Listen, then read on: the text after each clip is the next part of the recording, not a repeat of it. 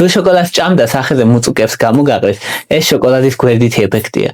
თუ შოკოლადს ჭამდა ალერგია დაგემართება, ეს შოკოლადის არასასურველი რეაქციაა. და თუ გულძმარვა გაქვს და შენთვის შოკოლადი არ შეიძლება, ეს შოკოლადის უკუჩვენებაა. რედიენტის უკუჩვენება რა არის გენაცვალე? მართლა მაინტერესებს, ანუ უსაფრთხოა ეს თუ არა?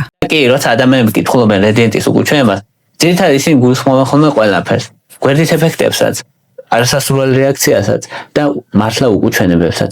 ამიტომ გეტყვით სამივეს ერთად. რედიენტი ზოგადად უსაფრთხოა და მისი ყველა კომპონენტი მიიჩნევა უსაფრთხოდ. მით უმეტეს თავის დოზებიდან გამომდინარე მინიმალური გვერდითი ეფექტები შეიძლება ჰქონდეს. ზოგჯერ მას აქვს კოფეინის ეფექტი. ანუ იგივე რაც ყავის დალევას. თუ გვიან დალევ, შეიძლება გვიან დაგეწინოს. ამიტომ რედიენტის მიღება რეკომენდებულია დღის 4 საათამდე. ზოგჯერ იშვიათად რედიენტი იწვევს მცირე შებერილობას.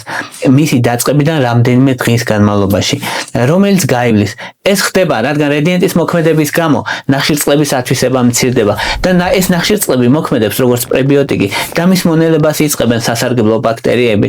ეს არ არის საშიში, პირიქით ეს ნიშნავს, რომ რედიენტი მუშაობს. არასასურველი რეაქციებიდან ალერგიული რეაქცია შესაძლებელია, მაგრამ ძალიან იშვიათია და რეალურ პრაქტიკაში თითქმის არ გვხდება.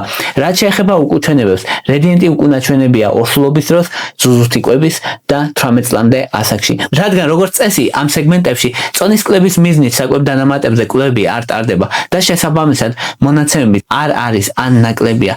რომ შევაჯამოთ, ნებისმიერ საკვებ დანამატს შეიძლება ჰქონდეს გვერდითი ეფექტი, მათ შორის ნებისმიერ საკვებსაც კი და არასასურველი მოქმედება. როგორი უსაფრთხოც არ უნდა იყოს ის, რედიენტიც ასევეა. იშვიათ შემთხვევაში შეიძლება ჰქონდეს გვერდითი ეფექტები, მაგრამ ის მაღალ უსაფრთხო საკვებ დანამატად მიიჩნევა.